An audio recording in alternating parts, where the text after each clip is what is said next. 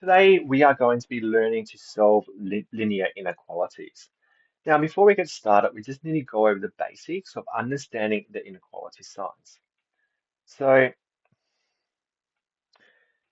it's inequalities. We are going to be dealing with this greater than sign. So, this is greater than that. We're going to be dealing with the line underneath, which says equal to or greater than. And then the next part that we're going to be doing is also the less than side. This is less than that, and equal to or less than. So be mindful that those are the signs we're going to be looking at. But we need to understand in terms of what happens when we are dividing by a negative or timesing by a negative. So on the screen here, you can see that we've got -3 is greater than 12. But instantly, as soon as we divide by -1, our numbers are flipping on what's bigger. 3 is, of course, bigger than -12. So that plays the thing into understanding that when we are dividing and timesing by a negative, you must flip the inequality sign because we're really flipping the number line. So let's look at some basic problems here. We're going to solve linear inequalities today. The first question is 2x plus 3 is equal to or greater than 11. So the first thing I would be doing is looking at, do I have any constants on both sides? I do, so I've underlined them, and then I'm just going to take away 3 and get it to one side. So that gives me 2x is equal to or greater than 11 take away 3 is 8. And then finally, I will be looking at my 2x, and I'm going to divide both sides by 2, doing the opposite of that operation. So 2x divided by 2 is x, is equal to or greater than 8 divided by 2 is 4. If I wanted to do this on a number line, I can draw a nice number line here, put on 4. It's saying x is equal to or less than 4. So that means less than 4, it will be here. Because it's equal to, I'm going to have a colored in circle to say it can be equal to. If it's not equal to, then it will just be a hollow circle. Moving on to a fraction now, a bit more complex. So in this case here, normally I would just get rid of the fraction in the bottom. But the first thing I'm going to do here is simplify my right-hand fraction by dividing the top and bottom by 2. So 2 divided by 2 is 1, so that cancels that out. And 6 divided by 2 is 3. I've done that for a reason, because now to get rid of dividing by 3, I have to times by 3. But if I times both sides by 3, it just cancels it out. It's not really affecting my top number because I cancelled it out on both sides. So if I actually just now rewrite my question, I'm left with 4 take away x is equal to or less than x plus 1. Now I'm just going to get my x's onto one side. So I will get my x's over to my left-hand side. So I will take away x. That will give me 4 take away 2x is equal to or less than 1. I'll get my constant to the other side. So I will take 4 from both sides. That leaves me with -2x is equal to or less than 1 take away 4 is -3. And finally, to get x by itself, I would be dividing by -2. Instantly, I'm dividing by a negative. So the first thing I do before I do anything is flip my inequality sign. Negative and negative cancel out, so it's just 3 divided by 2, which is 1.5. Again, on a number line, I'm going to find where 1.5 is. It's saying greater than 1.5, so I'll draw a line. Equal to, because the line underneath, so a colored in circle at 1.5. 15 take away 6x is equal to or less than 2. So the same thing I'm going to do, I'm just going to get my constants to one side. So I will take away 15 on both sides to make it equivalent. That gives me negative 6x is equal to or less than negative 13. The next step is to get x by itself. So again, I am going to be dividing by negative 6. So that means my sign flips. And the next part that I'm going to do is go negative divided by negative is positive, and 13 divided by 6, I'm just going to leave it as that because it will end up being 2.1666 reoccurring. I will draw my number line, I'll put my fraction down, and I know it's going to be greater than, so arrow, and then color it in circle because it's equal to. The next question is 4 take away x over 3 is equal to or less than 2 in brackets x plus 1 over 6. Same thing, the 2's are going, the 2 will cancel out because I will divide this by 2. So that means this 6 will be 3. When I times both sides by 3 to get rid of the fraction, they cancel out, so it makes it nice and easy.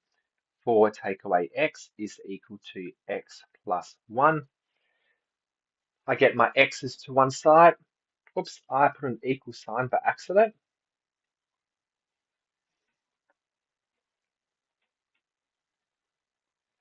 4 take away x is equal to or less than x plus 1.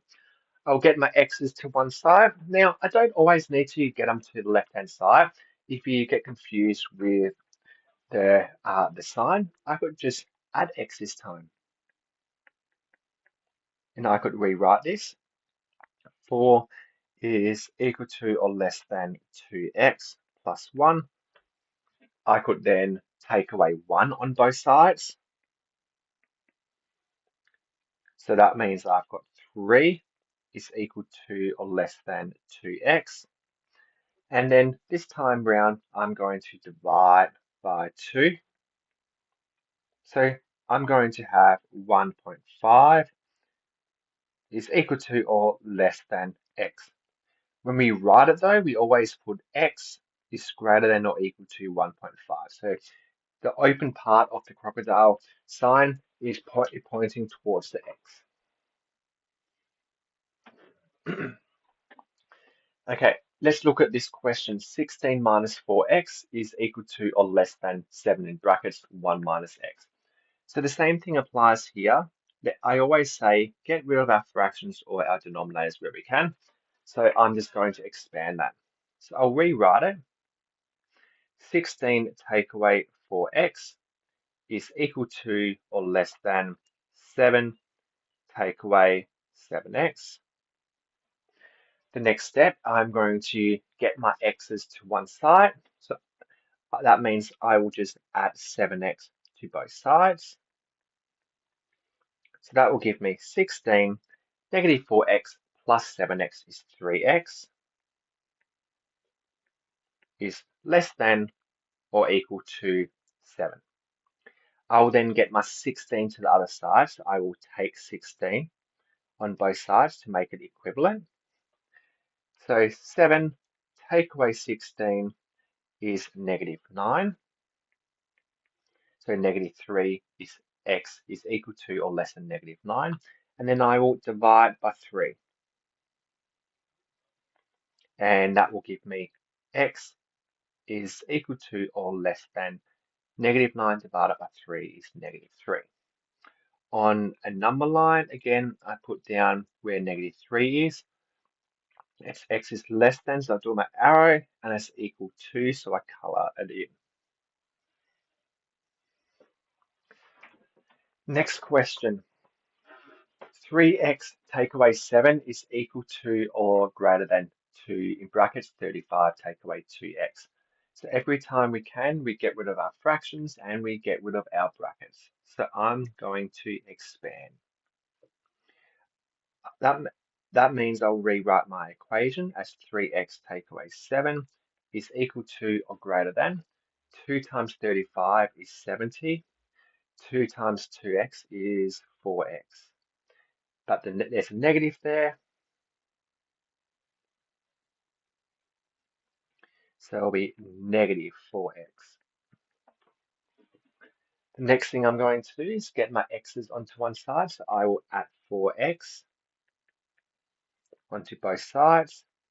So 3 plus 4x is 7x. Take away 7, equal to or greater than 70. I will plus 7 onto both sides to get rid of my minus 7. And that gives me 7x is equal to or greater than 77. And then I will divide everything by 7 to get x is equal to or greater than 11. On my number line, I'll put down where my 7 is, so where my x is, which is 11. It says greater than or equal to, so I draw my arrow and I color in my dot.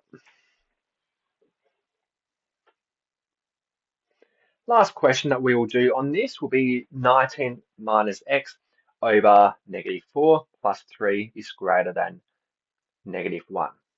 So at this time here, I'm just going to look at my constant on the side and get rid of that to the other side. So I've got 19 take away x over negative 4. I would have taken away 3 on both sides here. So that means negative 1 take away 3 is negative 4. The second part I want to do is get rid of my fraction, which means I'm going to be timesing by negative 4. So just remember what I said, when we're timesing by negative, it changes our operation sign. So that means I'll put 19 take away x here. I will flip my sign, and negative 4 times negative 4 is positive 16. Likewise, the next step that I'm going to do is I'm going to take 19 to the other side. So I will take away. So take away 19. That will give me negative x is